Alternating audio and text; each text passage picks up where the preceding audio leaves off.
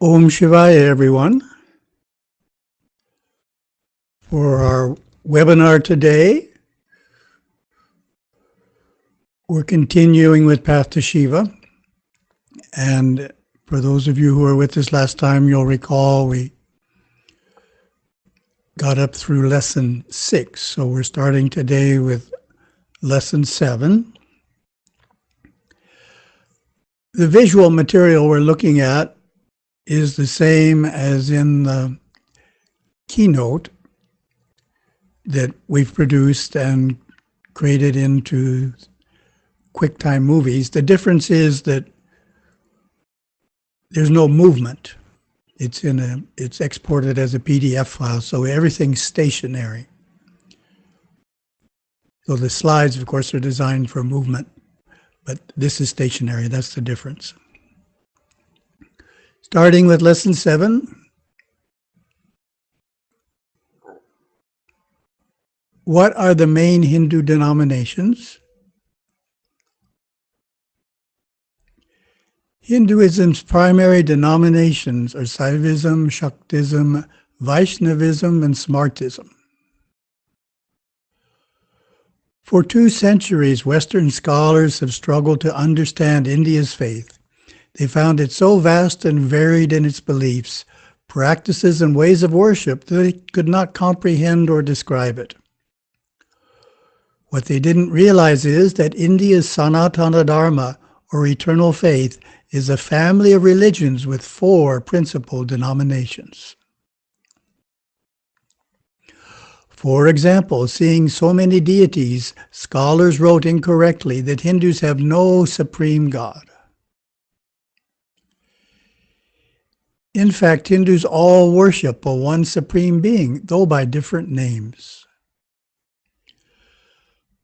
For Vaishnavites, Lord Vishnu is God.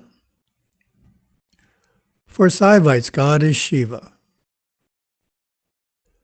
For Shaktas, Goddess Shakti is supreme. For Smartas, who are the most liberal Hindus, the choice of deity is left to the devotee. These strains arose in different geographical and linguistic regions. Each has its own beliefs, scriptures, religious leaders, and monastic traditions. Each has its own temples, festivals, and ways of worship. Some are more focused on devotion and temple worship. Others stress yoga, mantra, and scriptural study. Each has hundreds of millions of followers.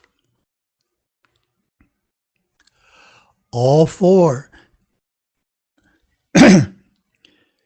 accept the authority of the Vedas and the basic beliefs of karma, dharma, and reincarnation. Much of their culture and tradition is the same. Most Hindus follow the same lineage as their parents and grandparents. As Saivites, we respect all Hindu paths, and we may occasionally visit the temples of other Hindu groups. We join in their festivals and honor their religious leaders, but we hold firmly to our Siva path.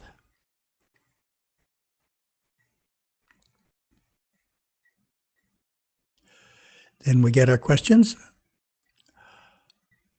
Understanding that Hinduism has 4 principal denominations helps one comprehend and describe it. Well, very true, and it's worth commenting on. This is a very important point to get across to anyone who's teaching Path to Shiva, or even just having discussions about Hinduism with someone not familiar with the 4 denominations.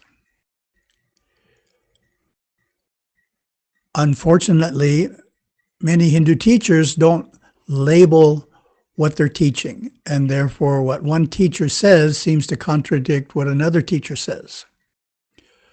Well, it actually does, because they're speaking about different denominations.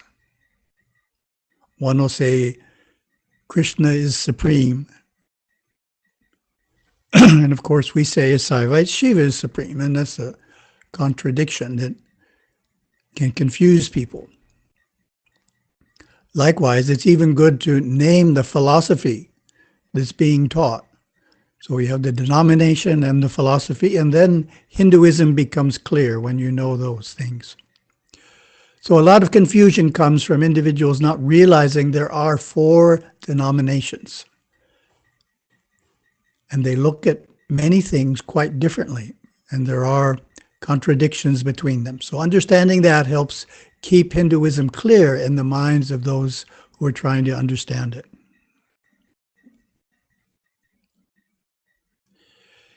Hindus all worship a one supreme being, though by different names. Again, this is crucial to get across. Why is that? Well, some people have read and have been taught that Hinduism believes in a trinity of deities: Brahma, the creator; Vishnu, the preserver; and Shiva, the destroyer.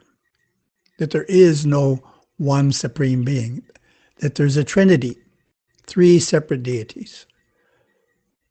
So that's not true. That's simply the way the Puranas are written, but it's not the way the philosophy books are written. So we want to make sure no one holds the belief that we don't have a one supreme being. It's also important because religions that don't have a supreme being are called polytheistic, many gods, and are looked at as inferior to a religion that has a one supreme being, which is more sophisticated. So we don't want Hinduism misunderstood as being a religion without a one supreme being.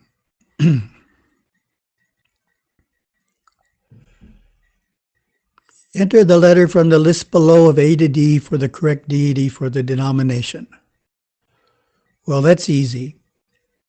Of course, the only point there that's worth mentioning is Smarta's, the choice of deity is left to the devotee.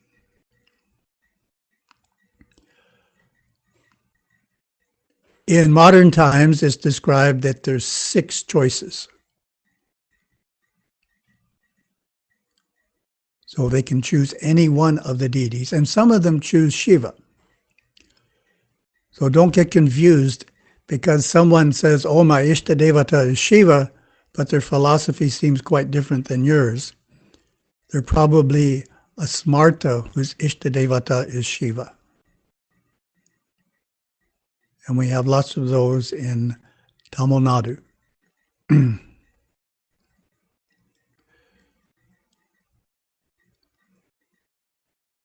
These 4 denominations check the items that are true, hold identical beliefs, have their own temples, festivals, and ways of worship, all stress the practice of yoga, all accept the authority of the Vedas, have much of the same culture. Well, of course, the one that's incorrect there is C. They don't all stress the practice of yoga. Vaishnavites in particular don't meditate the way the other denominations do. They're focused mainly on devotional worship, so they don't practice yogic meditation.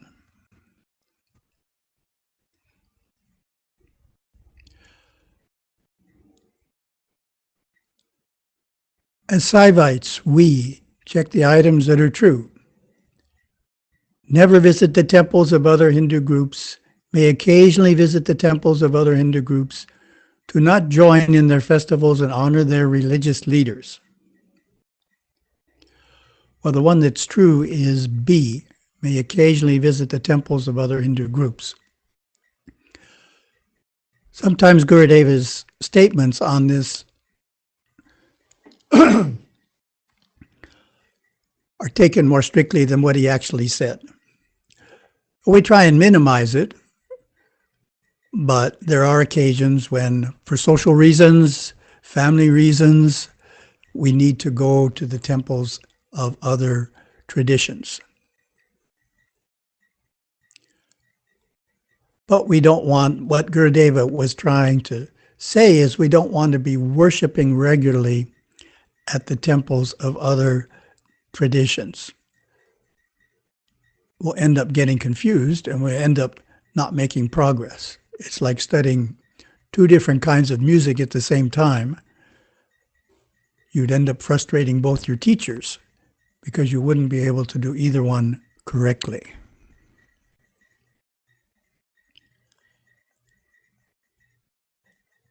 Do on occasion join in their festivals and honor their religious leaders? Yes. Hold firmly to our siva path. Both of those are, of course, true. Lesson 8. What is Saivite Hinduism?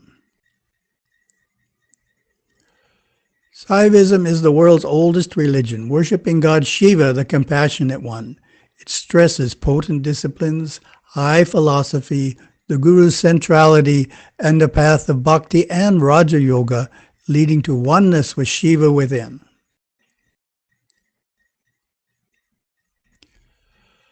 Saivism is ancient, truly ageless, for it has no beginning. It is the precursor of the many-faceted religion now termed Hinduism. Scholars trace the roots of Shiva worship back more than 8,000 years to the advanced Indus Valley civilization. But sacred writings tell us there never was a time when Saivism did not exist. So there's 2 points there.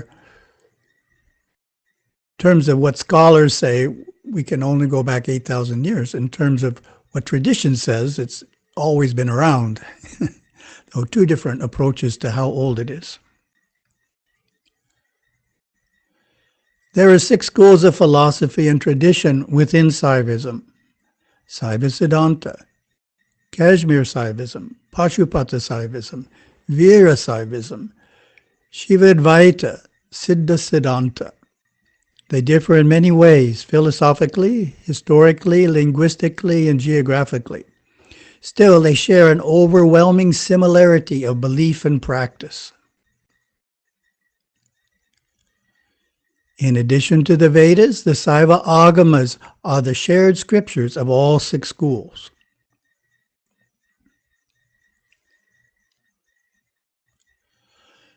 All 6 identify Shiva as the Supreme Lord, both eminent and transcendent, worshipped as the personal Lord and realized through meditation as the absolute Parashiva beyond all form. All hold these principal agamic doctrines. The 5 powers of Shiva: creation, preservation, destruction, concealing, and revealing grace. The 3 primary elements of existence: Pati, Pashu, and Pasha, God, souls, and bonds. The 3 bonds, or malas: Anava, Karma, and Maya. The threefold energy of Shiva: Icha, Kriya, and Jnana Shakti, desire, action, and wisdom. The 36 tattvas, or categories of existence. The need for a Satguru and initiation. The power of mantra. And the 4 padas, or stages of spirituality: Charya, Kriya, Yoga, and Jnana.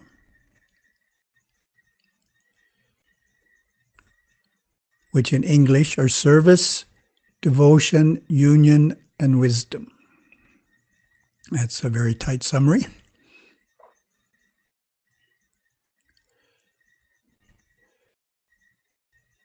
Our questions. Saivism is the world's oldest religion and is the precursor of the many-faceted religion now termed Hinduism. Of course, true. The potent disciplines of Saivism ultimately lead to oneness with Shiva within. True. Scholars trace the roots of Shiva worship back more than, of course, 8,000 years as scholars. The shared scriptures of Saivism's 6 schools are the Vedas and the Saiva Agamas, and the Saiva Agamas. So of course, it's B. The Vedas and the Saiva Agamas are what we call Shruti. In Saivism, Shruti.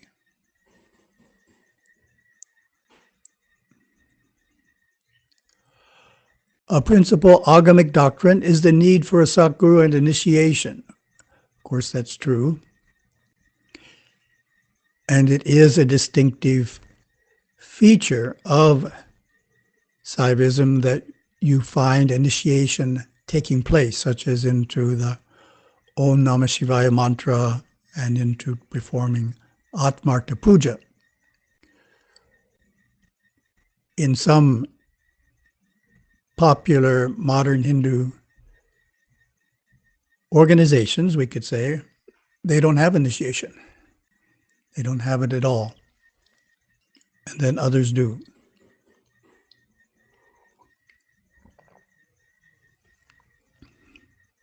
Oh, moving along. Next is Lesson 9. What is Saiva Siddhanta? Saiva Siddhanta is the name of our school of Hinduism. It is the oldest, most vigorous, and widely practiced of the 6 forms of Saivism. It has many millions of devotees, tens of thousands of active temples, and dozens of living monastic and ascetic traditions. Saiva Siddhanta once enjoyed a glorious presence throughout India. Today it is strongest within the Tamil traditions of South India, Sri Lanka, Malaysia, and elsewhere. In fact, it is sometimes referred to simply as Tamil Saivism.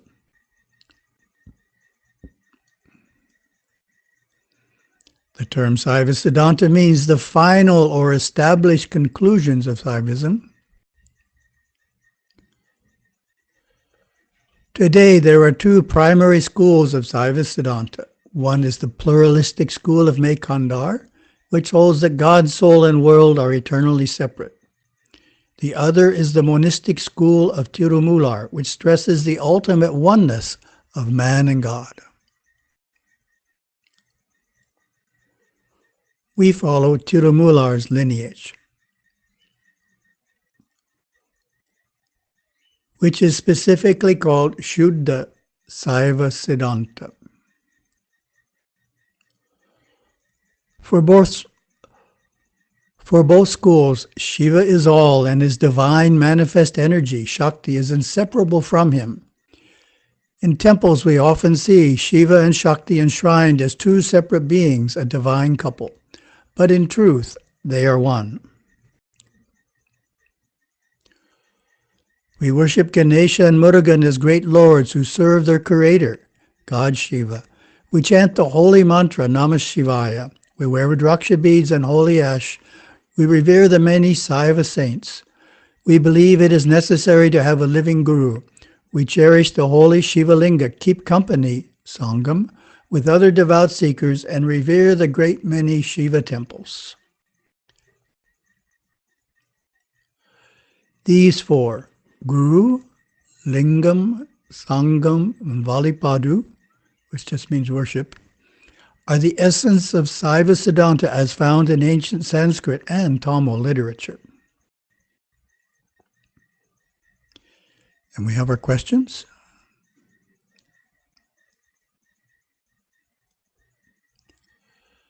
Saiva Siddhanta, check the items that are true. It's the name of our school of Hinduism. Is today the least practiced form of Saivism. So that's not true. It's the most practiced. In India, never existed outside of Tamil Nadu. Of course, that's incorrect. It's sometimes referred to simply as Tamil Saivism, yes. Means the final or established conclusions of Saivism. Definitely.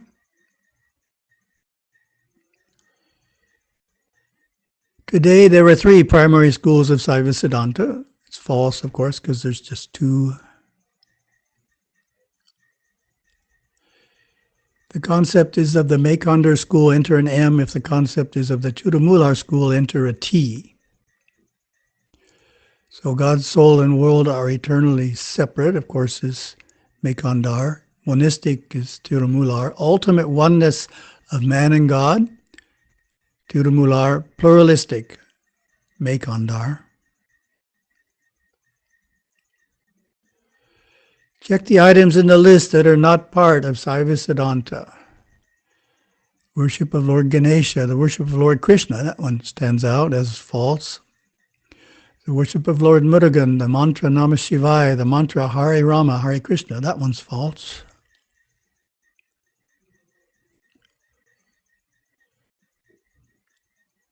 We wear holy ash. We revere the Vaishnava saints. The last one, Vaishnava saints, of course, is false.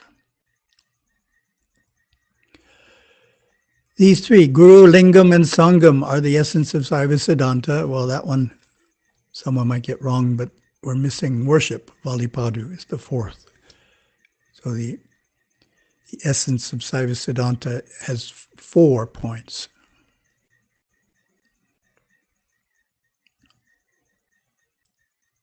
Moving on to lesson 10.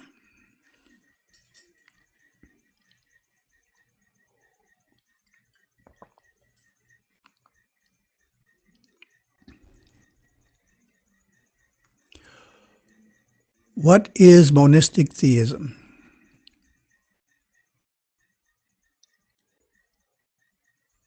Monistic theism is the combination of two concepts, monism and theism. Monism is the doctrine that reality is a one whole. It holds that everything is God. Theism is the belief that God exists as a loving personal Lord and Creator. These are like two sides of a coin present in most Hindu systems. We see God as our personal Lord, as the essence of all that exists, and also as absolute being, Parashiva, beyond all form. In our theistic practices, we worship God and the gods in the spirit of devotion and humble submission. In our monistic practices, we meditate deeply to experience the essence of our soul, which is identical with God Shiva's essence, which is present throughout the universe. Shiva has both a monistic aspect and a theistic aspect. Through our two-sided practice, we honor and draw close to both. The most complete and perfect path requires both monism and theism. The opposite of monism is dualism, which teaches that God and creation are separate realities. Dualists believe that God, like a potter, creates the universe, a pot, from clay, cosmic matter which has always existed and is not part of him. In Saiva monism, Shiva is all and in all, the potter, the clay, and the resulting pot. Some forms of Hindu monism do not include much theism. Ours does. We worship Shiva as the god of love, Parameshvara. Shiva is creator, preserver, and destroyer. Shiva is separate from us, who loves us as his creation. That is the theism part. Yet we know that, on another level, he is not separate from us. He is within us as Parashakti, pure consciousness, flowing through all form, and as absolute reality, Parashiva. That is the monism part.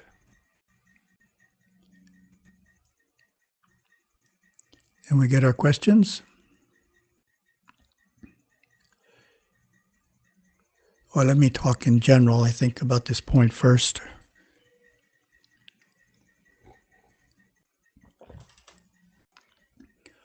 It's an important point. Monism and theism, and because the words monism and theism sound technical, it can be hard to grasp. So it's important to convey it in simple ways, shall we say, convey it by examples.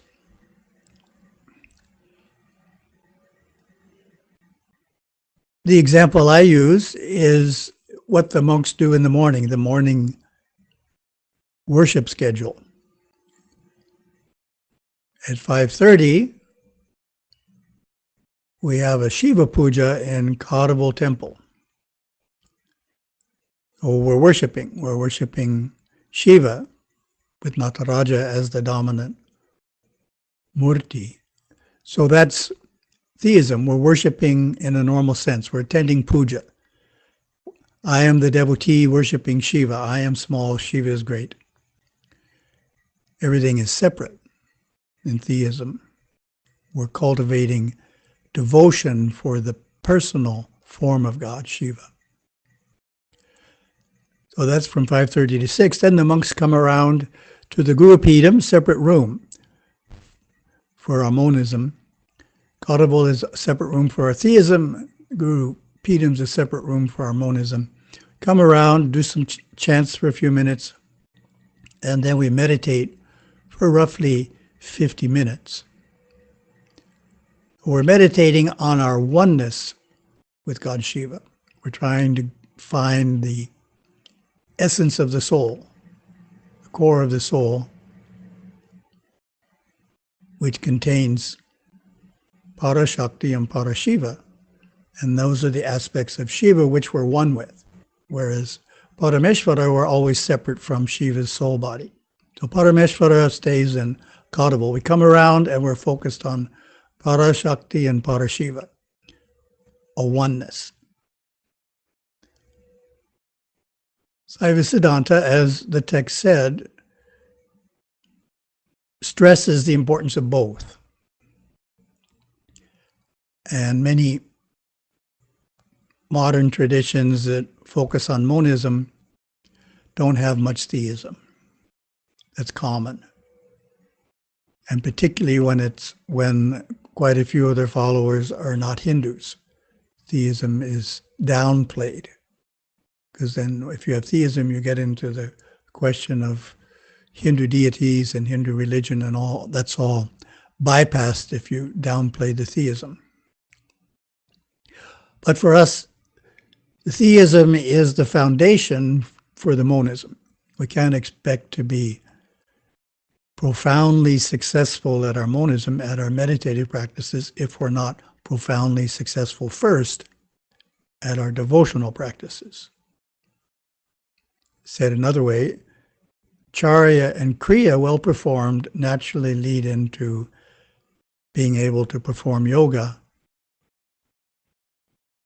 in a successful way.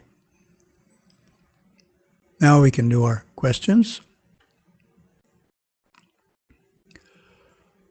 If the concept is part of monism, enter an M. If the concept is part of theism, enter a T. Reality is a one whole. Well, that's monism.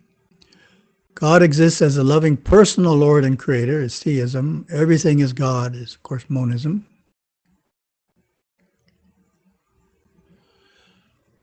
In our monistic practices, we worship God and the gods in the spirit of devotion and humble submission.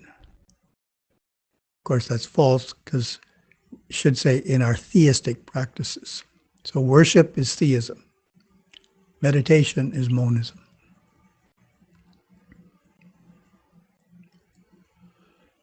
The most complete and perfect path requires only monism, both monism and theism, only theism. So in Saiva Siddhanta, that's the strong belief B, requires both monism and theism. Why is that?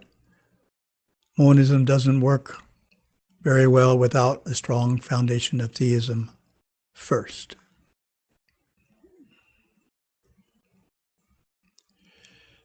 The potter, that's always a good one that confuses some people. In the comparison to the potter, if the concept is part of monism, enter an M. If the concept is part of dualism, enter a D. The clay is not part of God, so that's D. The clay is also God, that's M.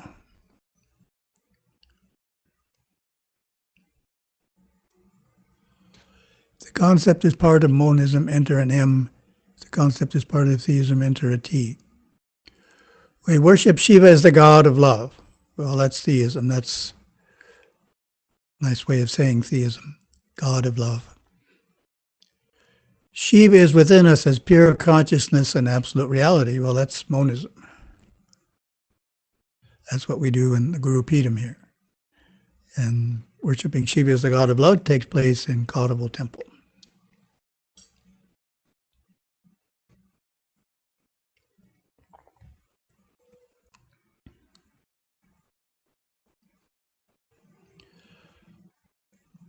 Next is lesson 11. Who is Shiva?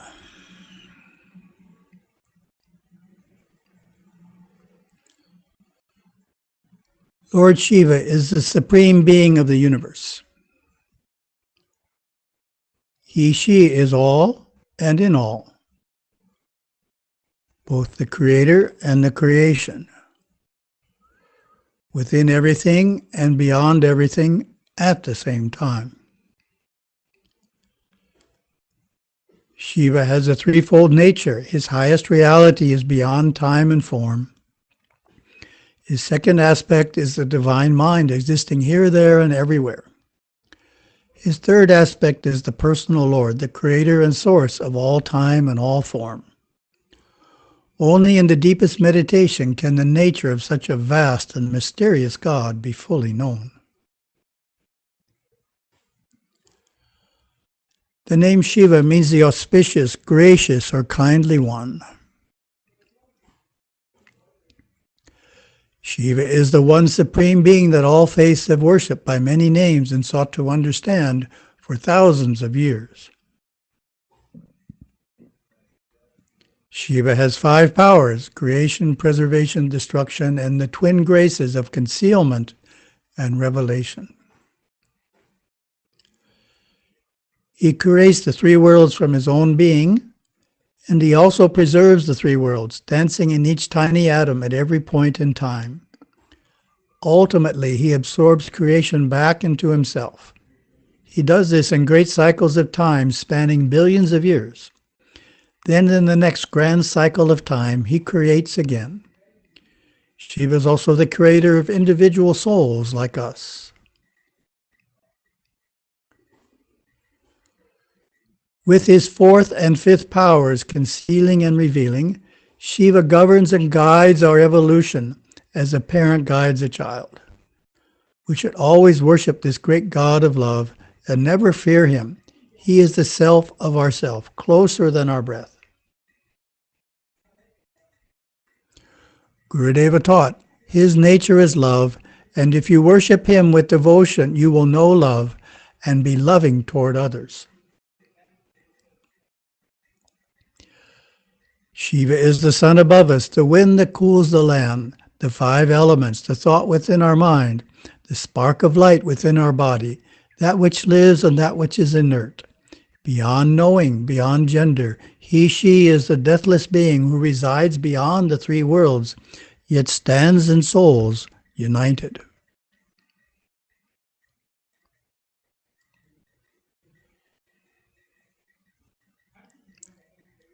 Have our questions? Shiva is the one supreme being that all faiths have worshipped by many names and sought to understand for thousands of years. So of course that's true, and someone may ask a question on it, not understanding the intention. It goes back to the idea that all Hindus believe in a one supreme being. So that one supreme being to us is called Shiva and has a nature that has 3 perfections in it, etc. So our name and our concept for the supreme being is Shiva.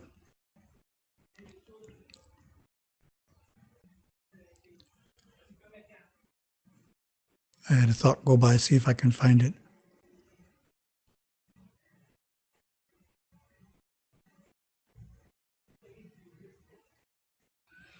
Maybe it'll come back.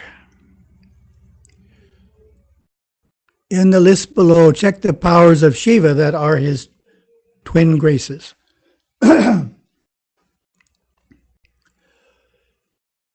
So of course it's concealment and revelation are the 2 And if someone asks about concealment, that could be a point you're not super strong on. Tirodhana Shakti, of course, is the Sanskrit term.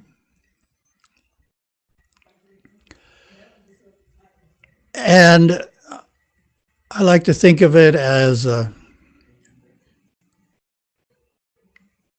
toggle.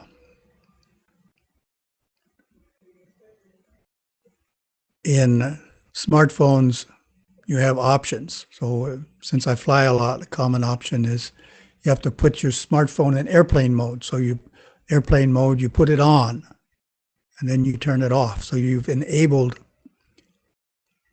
airplane mode. And if you want your watch not to make noise, if you want I have a watch too, Apple Watch, but if you want your smartphone not to make noise, then you disenable the sound feature. So toggle switch on off. So Tirodhana Shakti is like a toggle switch that initially is turned on. What does it do? It draws the soul into the world. We're totally fascinated by the world, totally disinterested in God and religion. Well, why in the world would Shiva do that? Because he wants us to mature from the experiences in the world. We become strong, we get self-control, we develop willpower, etc. But then eventually we start to get interested in religion, which is revelation, or the Anugraha Shakti. So we start getting drawn toward God. In a balanced person, he's drawn toward both. And then for monks, of course, you don't want to be drawn at all to the world. You want to disable that switch. You want it in the off position. You want the Anugraha switch on. So all you're drawn to is Shiva. And that's good for family people too when they're in their retirement years, because they don't have to accomplish things in the world. They can focus more on God. So that's concealment. What's concealed? God is concealed. What's revealed? God is revealed.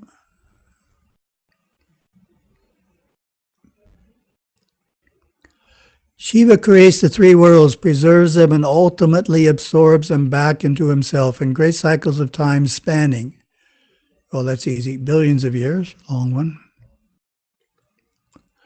We should never fear God Shiva. This is an important point because the Puranic image of Shiva is that Shiva is the god of destruction. So why in the world would anyone worship the god of destruction?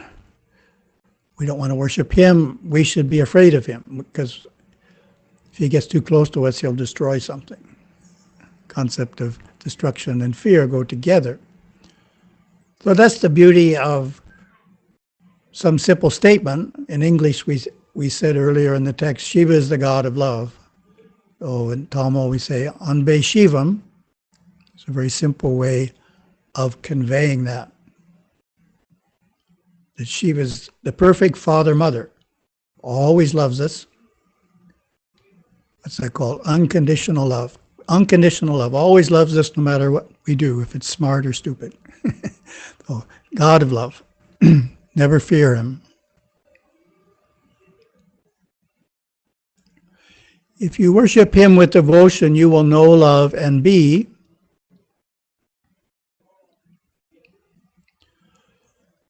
Of course, the answer is item B, loving toward others. It's not going to make you distant from others. Shouldn't if you do it right. Because you see Shiva in everyone. If you don't see Shiva in everyone, you're not getting to know Shiva correctly. From Shiva's point of view, Shiva is everyone. Everything is Shiva from Shiva's point of view. So we need to take on that point of view too and Not just see Shiva in the temple, but also see Shiva in our family members, Shiva in our friends, etc. Not have it make us distant from others, nor aggressive.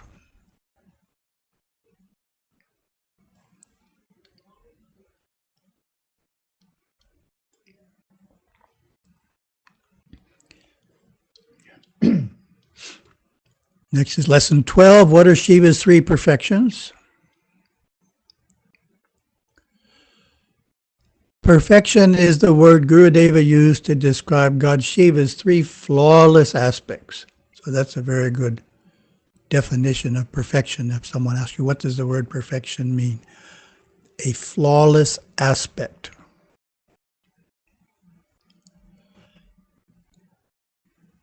Absolute reality, the divine mind, and the primal soul. This is one of my colorful graphics. You like that? Nice colorful circle.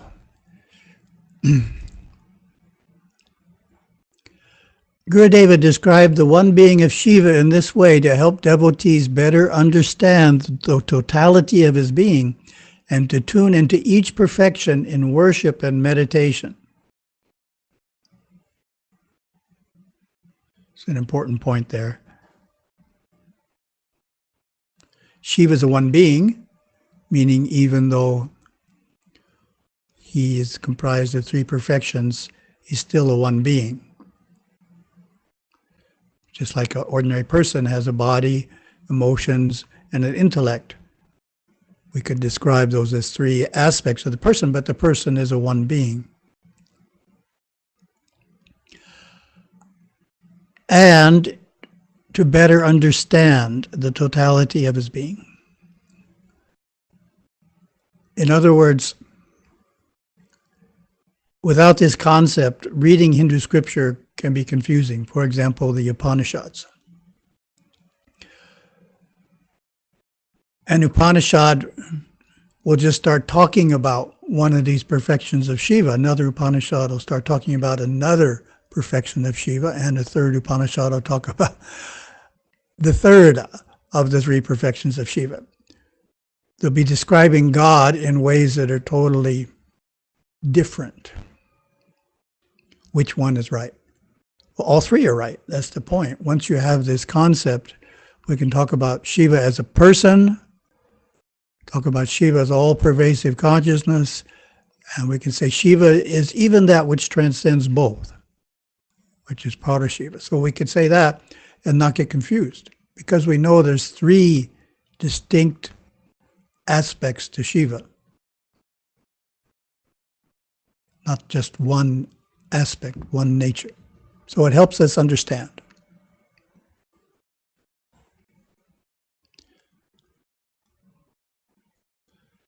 The three perfections also apply to each of us, as God Shiva naturally creates souls in his image and likeness. So we share two of the three perfections, as this will point out. The first perfection, absolute reality, Parashiva, is our inmost essence, the self-God. What is the self-God? Gurudeva explained, it is that which is beyond the mind, beyond thought, feeling, and emotion, beyond time, form, and space. The second perfection, Shiva's vast divine mind, known as Satchit Ananda, or Parashakti, is our own superconscious mind. It radiates as divine light, love, energy, and knowing. When we touch into that level of our being, we become aware of the pure consciousness flowing through all things. Our sense of I-ness dissolves and we experience unlimited love and bliss.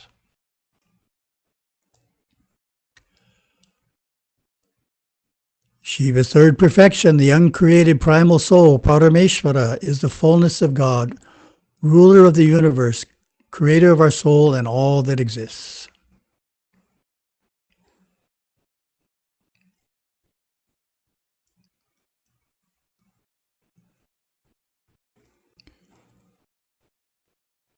To love God is to know God. To know God is to feel His love for you. Parameshvara's resplendent body may be seen in mystic vision. It is the ultimate prototype of our own soul body, which is like the primal soul but less brilliant because it is not yet mature. So that's making the point there that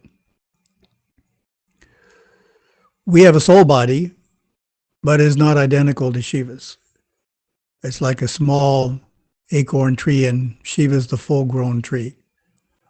They're both acorn trees. They're both souls, but one is not mature and the other is fully mature.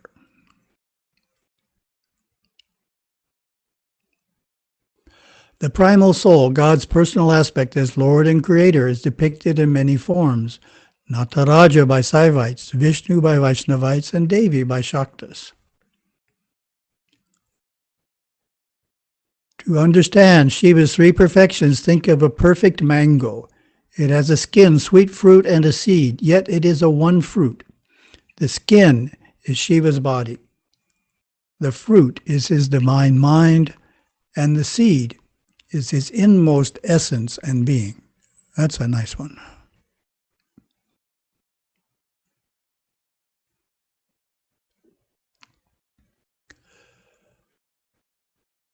Get our questions. God Shiva's three perfections are his three flawless aspects, his powers of creation, preservation, and destruction, the three worlds he created. So someone could get it confused with creation, preservation, and destruction, but of course it's his three flawless aspects. Enter the letter from below of A to C for the corresponding Sanskrit name for each perfection. So of course we know that. That's easy. Compared to the primal soul, our soul body is more brilliant, is less brilliant, is the same brilliance. So this is a good question to talk about, that point I made, that they're both souls, but ours is a lot less brilliant. And you can use the comparison to the one I did before was the oak tree. You get a tiny oak tree, very, very small, full-grown oak tree. So we're like the tiny oak tree, and Shiva's like the full-grown oak tree.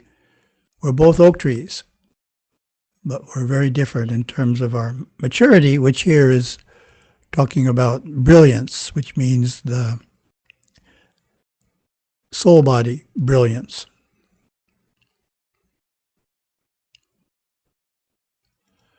Enter the letter below of A to C for the correct depiction of the primal soul for Saivites, Vaishnavites, and Shaktas. So we know that it's just another way of pointing out that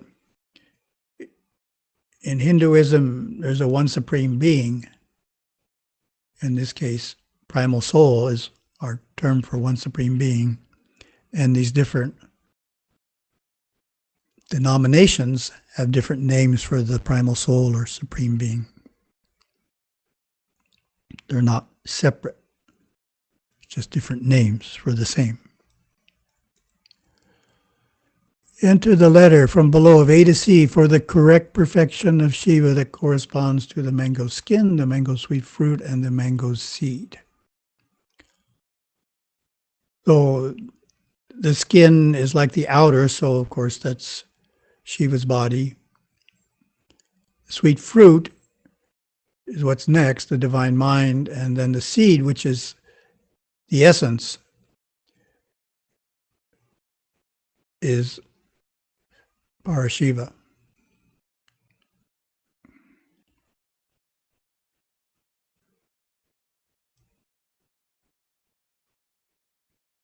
Lesson 13.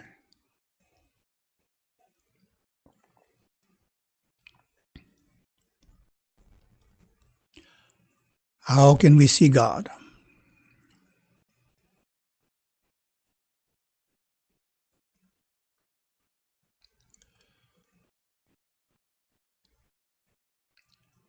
Saivism teaches us that God, Shiva, is knowable and we can experience him right here and now. It is not just a matter of faith.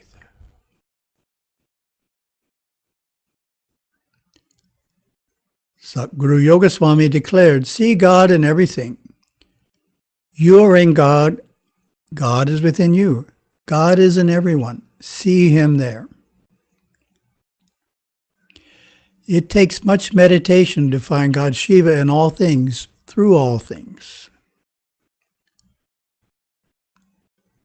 Gurudeva taught, he is there as the soul of each soul. You can open your inner eye and see him in others.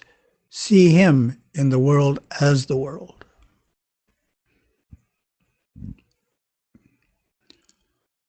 Perhaps the easiest place to start seeing God is in great religious teachers. We feel a spiritual aura about them that is uplifting. We see a light in their eyes that we do not see in others. The mere sound of their words encourages us to live a more spiritual life. Another way to see God is to look deeply into the eyes of another person. Look beyond the personality, go deeper than his or her intellect, and see the pure life energy, which is God. This practice does not stop with people, but can also include seeing the life energy in trees, birds, and animals. Doing this, you discover that God is our life.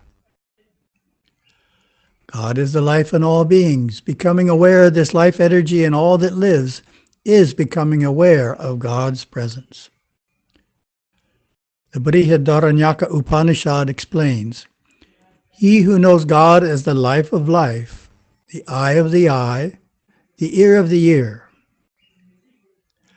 the mind of the mind, he indeed comprehends fully the cause of all causes.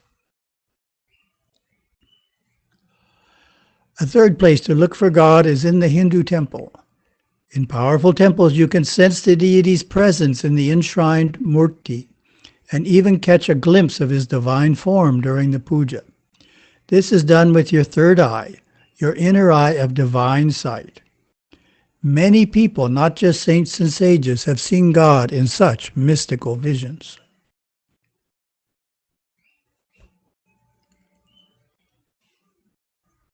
Got our questions?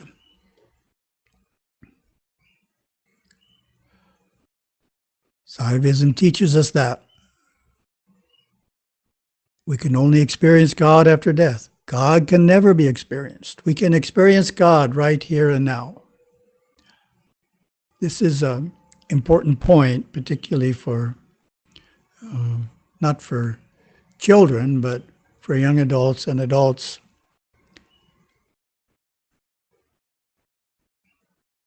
The common argument against religion is we can't prove that God exists. I don't believe in God. You can't prove that God exists. No one can prove. It's not scientific to believe in God. Well, that's going against Hinduism. Hinduism says you can experience God. Others have experienced God in the past. We can read about their experiences.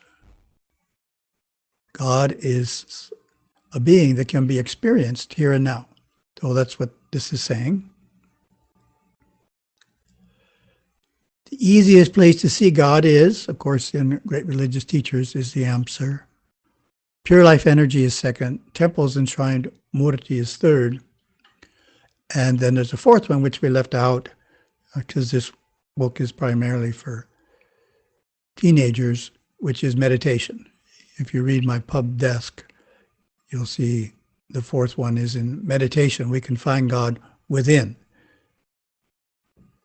So the guru or spiritual teachers, life energy in everyone, temple murti, and meditation for adults is also a fourth way.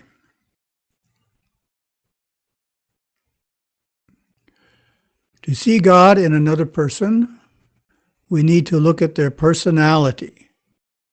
Of course, that's false. That's the big challenge, is to get past the personality and see the being of the person. the soul nature of the person, which can be done by seeing the light in their eyes, for example. Light in the eyes is life, and life is God, Shiva. So we have to get past the personality. And I jokingly, always say, it's easier to do this when you're learning how with people you're getting along with. Hard to do with someone you're temporarily not getting along with. When you catch a glimpse of the deity's divine form, this is done with your physical eyes. Of course, that's false. This is emphasizing that we have a divine eye, third eye, and that's one of the symbolisms of wearing the pt2, tilak, is to remember to use our third eye. When we're first using it, it's easier to use it with the eyes open. So to sense the deity in the shrine in some way, sometimes people see the deity move, the deity becomes human-like in form, the deity speaks to them. They see a specific aspect, something happening there and of course they're seeing it with their inner eye, but they don't realize that necessarily. So this is pointing out it's not physical. Who have seen God in mystical visions? Only saints and sages, only a very few people. So the correct answer is the last one. Many people have seen God just in the way I was describing in the temple. Lots of people have done that. Pilgrimage is a good time for that to happen because we've set aside our normal responsibilities and we're generally going to more powerful temples than we usually go to. A combination of the two factors there can cause us to see the deity when we normally don't.